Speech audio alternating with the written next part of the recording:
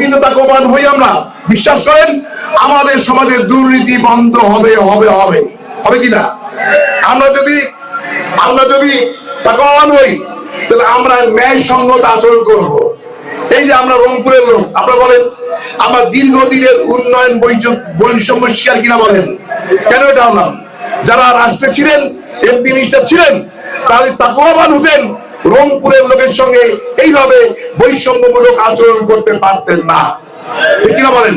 আমরা বিশ্বাস করি এখন গণতান্ত্রিক সরকার নির্বাচিত হয়েছে তারেক রহমানের নেতৃত্বে, আমরা বিশ্বাস করি বর্তমান সরকার আমাদের দীর্ঘদিনের বৈষম্যের অবসান ঘটাবেন ইনশাআল্লাহ।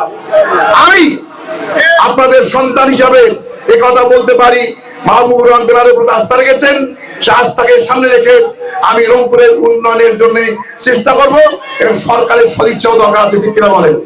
আমি চেষ্টা করলে হবে না, যদি বরাদ্দ না দেন আপনারা তাহলে কেমনে হবে? এই জন্য আমি বিশ্বাস করি ওই ফ্যাসিস্ট আমলের মতো, স্বৈরাচার আমলের মতো সেই মানে সৎ মা সুলভ আচরণ, সৎ সন্তানের মতো আচরণ আমরা রংপুরে মানুষ হব না ইনশাআল্লাহ। আগামীতে রংপুর তার ন্যায্য হিসাব পাবে এবং সেক্ষেত্রে আমি চেষ্টা করবো আপনাদের সমর্থন নিয়ে।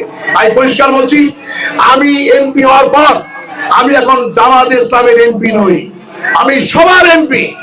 মনে রাখবেন, রংপুর সদরের বিএনপি জামাত সহ যত দল আছে আমি সমস্ত মানুষের এমপি। আমার কাছে দলমত কোনো বিবেচ্য বিষয় নয়, আমার কাছে বিবেচ্য হলো একজন দলপতি হিসাবে জনগণের খেদমত করা, জনগণের সেবা করা এবং আমার যে এলাকা সেই এলাকার সমস্যা দূর করার জন্য আন্তরিক উদ্যোগ গ্রহণ করা, ঠিক কিনা বলেন? যদি আমি আন্তরিক উদ্যোগ গ্রহণ করি, আমি মঞ্চ সমস্ত লোকের দলমতের লোকের অনুরোধ করছি, আপনারা কি আমার পাশে থাকবেন? আমি সেই ওয়াদা চাই, আপনার পাশে থাকবেন। আল্লাহ পাক সাক্ষী থাক, আমি জনগণের সাথে যে কাজ করব, মেহরবানি করে আপনারা যে দলের হন, যে পন্থী হন, যে ধর্মের হন, সবাই আমাকে সহায়তা করবেন, এই আশাবাদ ব্যক্ত করছি। আমি কথা বলছি, আমি দুর্নীতি করব না এবং জনগণের সেবা করার জন্য আমি যথাসাধ্য চেষ্টা করব আপনাদের পাশে থেকে ইনশাআল্লাহ। সম্মানিত উপস্থিতি, আমরা এই রমজানের রোজা রেখে যেটা অর্জন করতে চাই সেটা হলো তাকওয়ার গুণ অর্জন করা। এই রোজার উদ্দেশ্য আমরা সবাই জানি। তাকওয়া কেন? তাকওয়ার মূল কথা হলো যে যদি আমরা কোরআনকে মেনে চলতে চাই তাহলে হুদাল্লিল মুত্তাকিন, কোরআনকে বলা হয়েছে হুদাল্লিল মুত্তাকিন, অর্থাৎ মুত্তাকিদের জন্য এটা জীবন চলার পথ, সূরা বাকারার 2 আয়াতে। কাজেই কোরআনকে মানতে হলে মুত্তাকি হওয়া দরকার। আর আপনারা বলেন মুসলমান ইমানদার মুসলমান যদি হয় তাহলে তাদের কোরআন মানতে হবে কিনা?